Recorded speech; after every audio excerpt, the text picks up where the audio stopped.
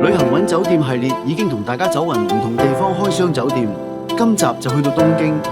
帶大家一齊睇下而家喺東京可以點樣住得抵、住得舒服。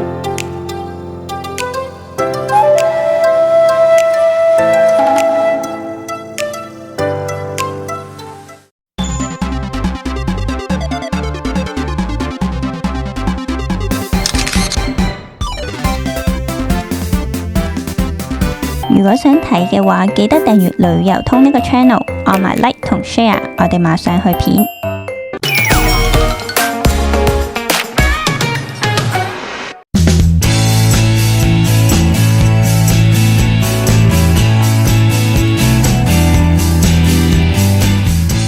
今次嚟東京，我哋特登揀咗兩間風格完全唔同嘅酒店開箱，一間喺品川，屬於中價路線，另一間就喺池袋，價錢親民但位置一樣咁方便。到底平價同中價住起上嚟有咩分別？一齊去睇下啦！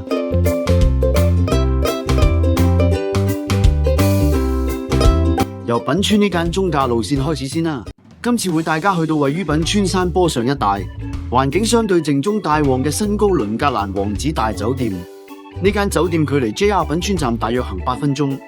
由高輪口出嚟之後，沿住赤路行上去就到，都算幾方便。今次喺東京揀咗位於品川高輪一帶嘅新高輪格蘭王子大酒店，正門外觀帶少少復古味道，加上 Prince Hotel 嘅招牌，感覺幾有特色。一入到大堂，樓底高加上燈光係暖色調，第一感覺好舒服同埋好放鬆。Check in 櫃台同休息區分得幾開，等嘅時候都可以坐低唞下。今次入住呢一間係高級自然雙床房，空間比起一般商務酒店大好多，兩個行李箱打開都仲有路行。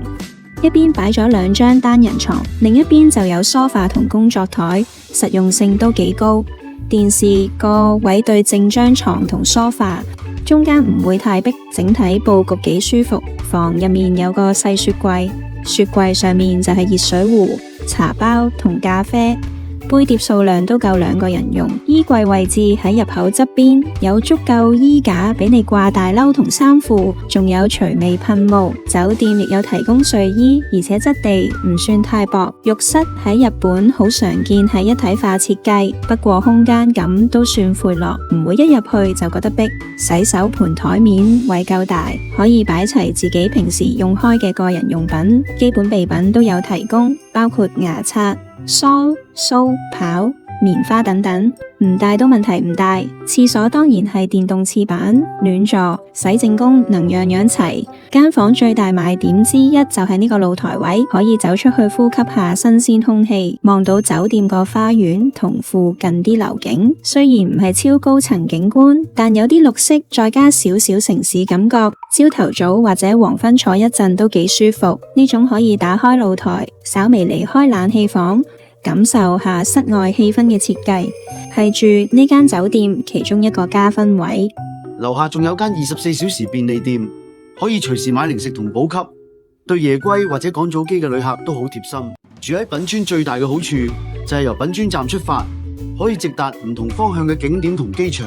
去羽田機場方向可以搭京急本線同機場線，好似京急電嘅機場快特、常見、快特、特急呢啲車，最快10分鐘左右就到㗎喇。去成田機場嗰邊就有 JR 嘅成田特快 NX， 可以直達成田機場，慳返中途轉車嘅時間。如果想去東京迪士尼，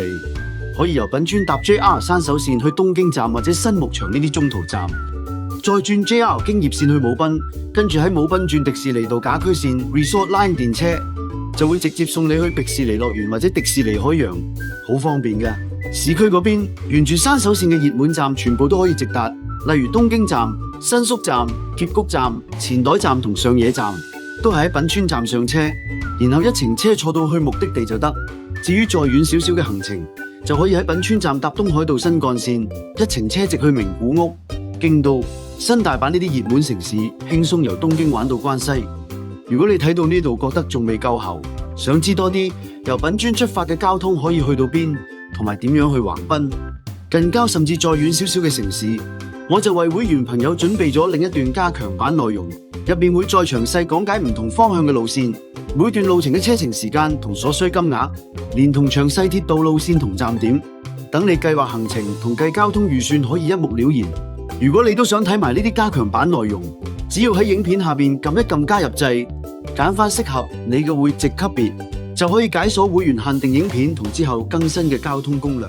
如果你嚟東京，想一次過兼顧去關西同玩東京，方便往返機場，品川其實係一個好實用嘅選擇。品川呢間中價酒店，整體感覺都幾穩陣，房間設備齊全，加上樓下有便利店加持，行路去品川站都係幾分鐘之內。對想住得舒服少少，又重視交通方便嘅人，其實都幾夠用。之後就帶大家去池袋，開箱一間價錢親民得多，同樣近車站嘅酒店。睇下平價之選可以去到咩水平。今次會帶大家去到位於池袋站附近，地點超級方便嘅池袋站百夫長酒店。間酒店坐落喺車站周邊，旺中帶靜嘅位置，一行出街就有商場同餐廳，距離 JR 池袋站大約行5分鐘就到。由東口行出嚟，沿路直行就揾到，真係好方便。今次住嘅係池袋站百夫長酒店，就喺池袋站附近，行路大概幾分鐘就到。交通好方便，無論去新宿、涉谷或者轉車去郊區都好輕鬆。酒店外觀係深色石牆配金色招牌，感覺低調之中帶啲質感。入口就喺大路旁邊，夜晚返嚟都好安全。入到房之後，最搶眼嘅係一張加大嘅國王床，床頭係日式花紋軟墊牆設計，床邊預留咗行人通道位，就算擺咗行李箱，活動空間都算足夠。浴室用咗一體化嘅企缸連浴缸設計，洗手盤個位預留咗擺個人用品嘅台面，牆上面有毛巾掛架、洗手液、風筒等等，配置同一般日本商務酒店差唔多。門口位仲有全身鏡、掛衫架、書台同熱水壺呢啲，房入面都有個小型雪櫃。可以擺飲品同喺便利店買返嚟嘅甜品或者便當。酒店冇將所有用品擺晒喺房入面，而係喺樓層嘅公共位置整咗個自助用品區，可以自己拎牙刷、梳、卸妝用品等。走廊另一邊有飲品自動販賣機同微波爐。酒店樓下條街兩邊都係食店同鋪頭，落樓行幾步就有便利店，買早餐、宵夜或者飲品都好方便。對自由行旅客嚟講真係好加分。酒店附近有間開足24小時嘅傳統蕎麥麵店，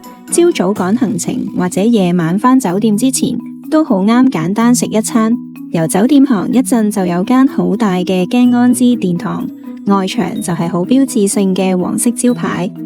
呢度可以一次過買齊零食、藥妝、家品同小型電器。附近仲有間人氣藥妝店松本清，係好多遊客嚟池袋必到嘅地方。住喺池袋，一大好處就係由呢度出發去東京同近郊唔同地方都幾方便。由池袋去成田機場，可以先坐電車去主要交通樞紐，再轉機場線，大約1個半鐘左右就到。去羽田機場就更加近，搭電車或者轉一次車，大概1個鐘以內都可以去到機場。非常就腳。市區方面，池袋本身就喺山手線上面，去新宿、澀谷、原宿、東京站、上野呢啲熱門車站，基本上10幾至20幾分鐘車程就搞掂，好啱當作東京觀光嘅中間據點。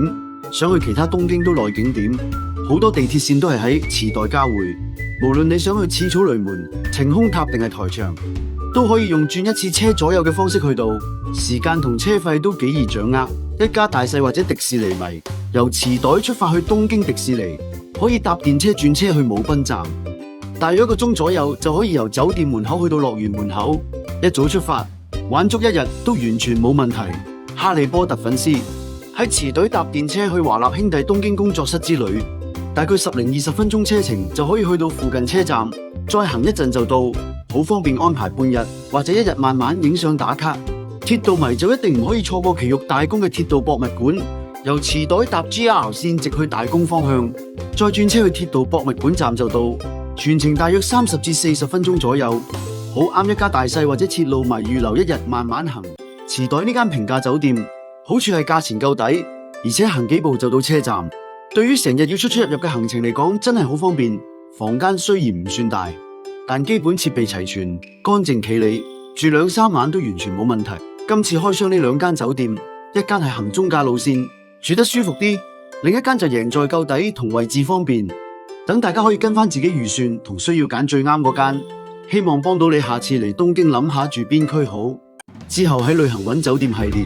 我會再帶大家去發掘更多唔同預算同風格嘅住宿選擇。另外仲有交通同酒店大放送加碼版，會放喺會員限定內容入面，用更詳細嘅路線教學同住宿整理。想睇埋會員限定版，只要喺影片下面撳加入，